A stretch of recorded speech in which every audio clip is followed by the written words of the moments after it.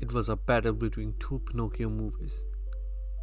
One was our sweet, beautiful, friendly Pinocchio, and the other one was a dark, scary, nightmarish Pinocchio. One was a winner and one was a loser.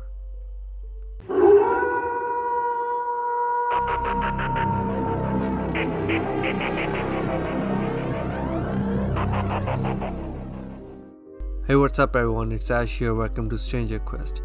Here we hunt down legends, explore hidden, dark, weird, unspoken and forgotten stuff. 2022 was the year of Pinocchio when two big giants of media, Disney and Netflix, decided to release their respective versions of Pinocchio. It was Pinocchio versus Pinocchio. On one side we had our well-known kids-friendly Disney Pinocchio, and on the other side, Netflix's dark tale of Pinocchio, where Disney's beautiful Pinocchio tells us a sugar-coated, happy, friendly tale of a living puppet. Netflix's Pinocchio shows us the dark and bitter truth of the story. But before we talk more about that, let's see how the tale of Pinocchio developed into those two movies. So in 1983, an Italian writer named Carlos wrote a children's fantasy novel, The Adventures of Pinocchio. This novel was first published as the story of a puppet in an Italian weekly children's magazine as a series, but the magazine stopped publishing this series after about 4 months, thinking that as an uninteresting series. But the readers of the magazine got so hooked to the series that they demanded to resume that. Seeing the popularity of the series, Carlos published the story as a book, and the magic of Pinocchio started growing from there on. It got famous worldwide and translated into 260 different languages, and it is to this day most translated Italian book after the Holy Bible.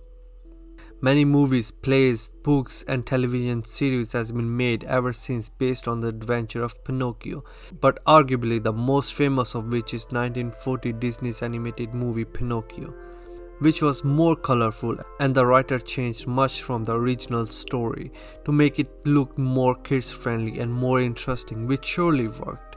And most people know Disney's Pinocchio more than the original, including myself. Same like how the book made first the readers fall in love with the story and made the writer famous.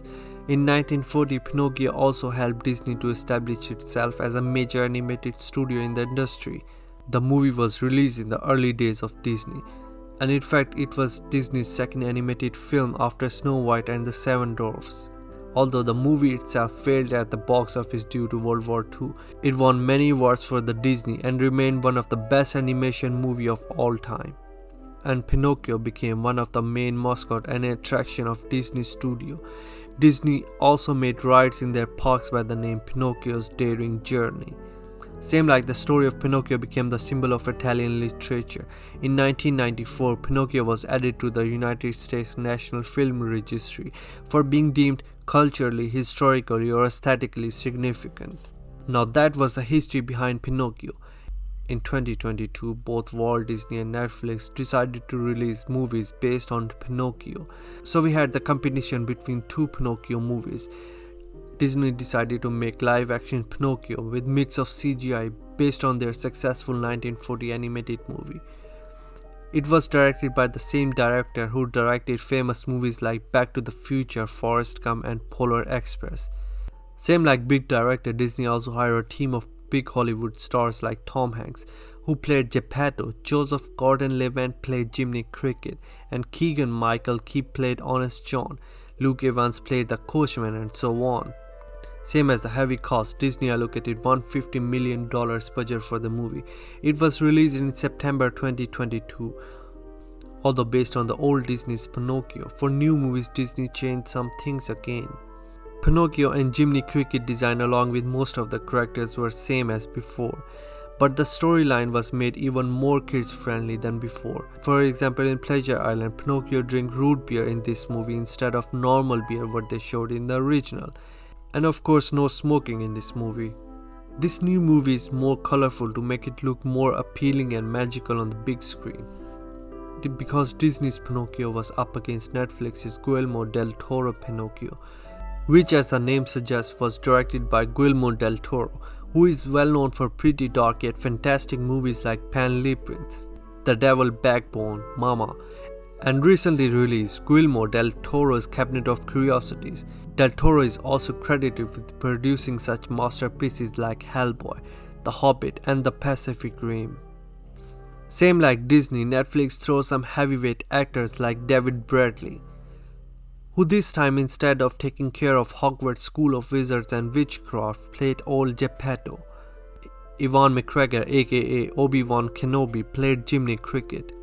Ronald Perlman, the Hellboy, played local fascist military guy. Finn Wolfhard from Stranger Things gang played this military guy's son. And this movie even have Galadriel in it. So here we got Obi-Wan Kenobi, August Filch, Galadriel, Hellboy, the perfect recipe for a magical movie. Del Toro's Pinocchio is a clay animated movie compared to Disney's live action production, but it has much dark undertone and nightmarish look, similar to Tim Burton's classics like Corpse Bride and Nightmare Before Christmas. Illustrator Chris Grimley, who is well known for making dark fantasy illustration, provided Del Toro with the illustration of the movie. Compared to Disney's colorful, happy character, these new characters are dark, nightmarish. The town itself looks darker. It's like everything is upside down version of Disney's Pinocchio. Del Toro's Pinocchio looked like Disney's Pinocchio's alter ego. Not even his appearance is different, he's more wicked. Jiminy Cricket is darker version of his Disney's counterpart, yet more wiser here. He is a traveler and a writer. Where Disney's Geppetto is a happy woodworker with colorful workshop, Del Toro's version of Geppetto is poor, bitter, drunken old man, sad and full of regret. He watched his real son got killed in an army bombardment on the town, instead of Pinocchio made alive by an honest wish. Here it was the spirit of the woods that made that happen. In Del Toro's version, we see some new characters like a priest, a fascist army guy. Instead of the clever fox, Honest John and his cat sidekick, we see a new guy named Count Volpe and his monkey, who at the end rebel against his cruel master and helps Pinocchio and Geppetto, and ultimately became their friend forever. Sometimes the movie got so violent that we see Pinocchio got literally executed by real historical evil figure from history, Italian dictator Mussolini. Yet this violence is not new to Pinocchio. In original books, Pinocchio was hanged on the tree by Honest John. There is no pleasure island in this movie, but an army training camp instead, where Pinocchio forced to go. Here we see happy ever after ending for Disney's Pinocchio.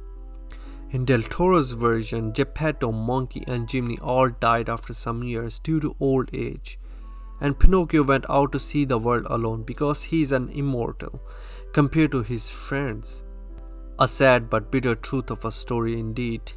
The competition was tough between these two movies, but at the end Del Toro's Pinocchio won. It gained many awards. Rotten Tomato gave it the rating of 97%, and it has 91% approval rating for the audience.